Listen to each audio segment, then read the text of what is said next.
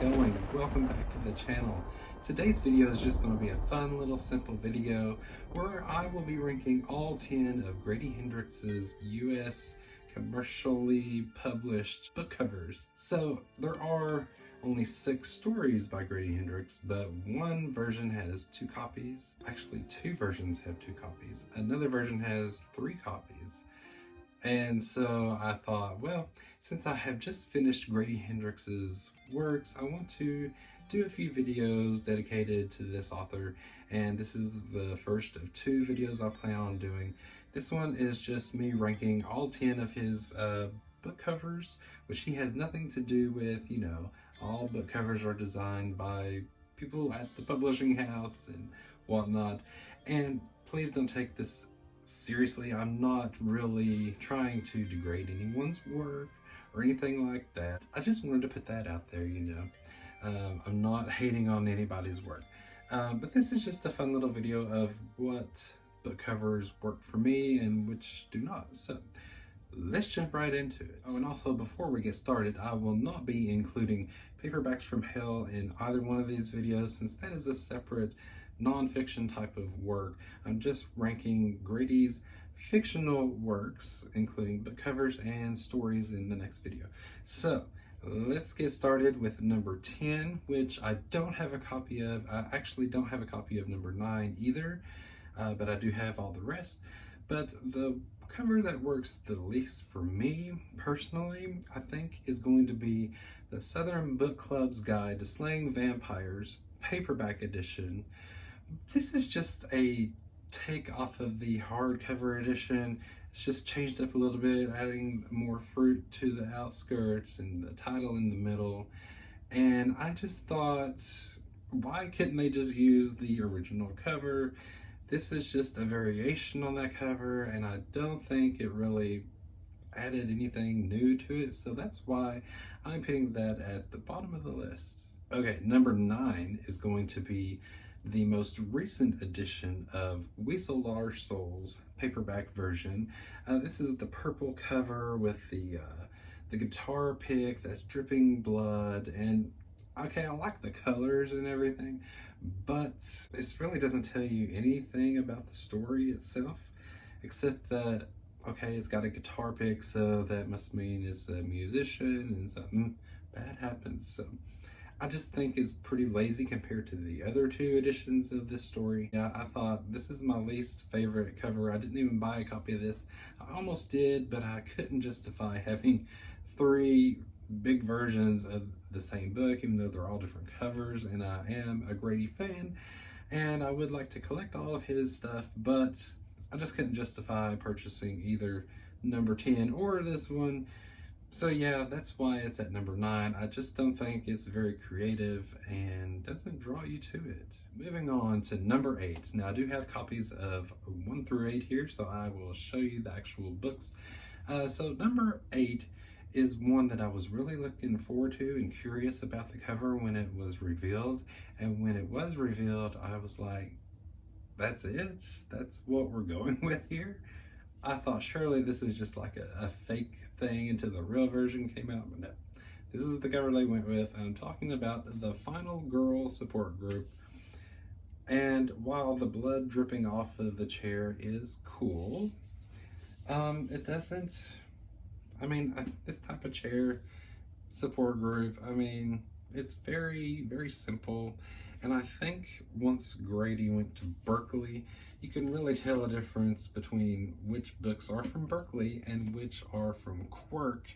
And I'm just going to leave it at that for now, not to spoil the rest of the list. But you can kind of get a direction of where I will be heading based on that comment.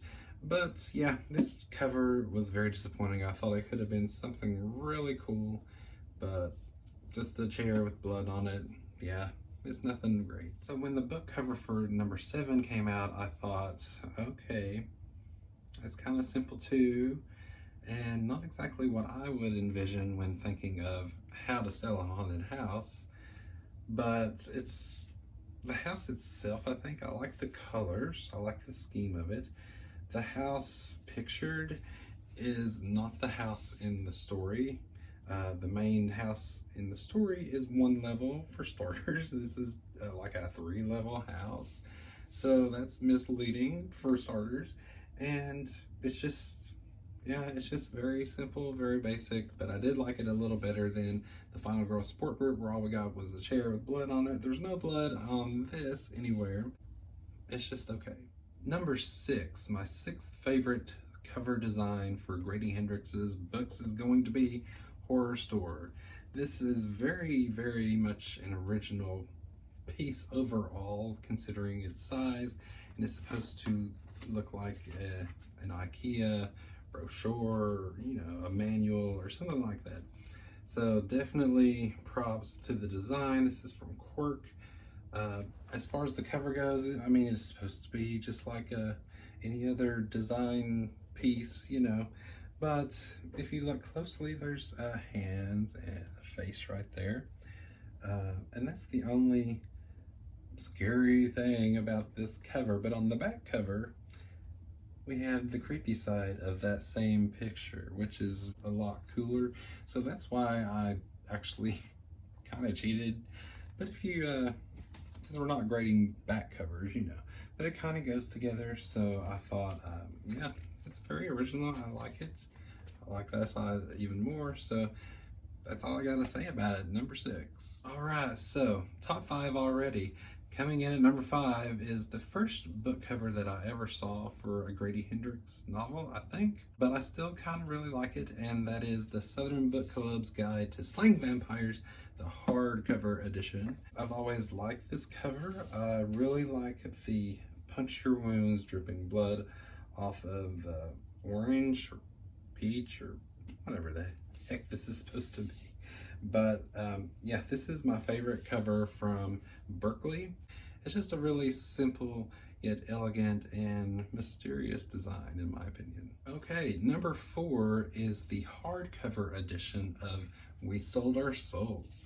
Yes, so I didn't actually pick this cover up until I read the paperback edition of We Sold Our Souls, and I liked it so much. And I think after that is when I decided, okay, I need to get at least the hardcover editions of this and My Best Friend's Exorcism, even though I already had the paperback versions. So anyway, I really like this cover. I like the design of it.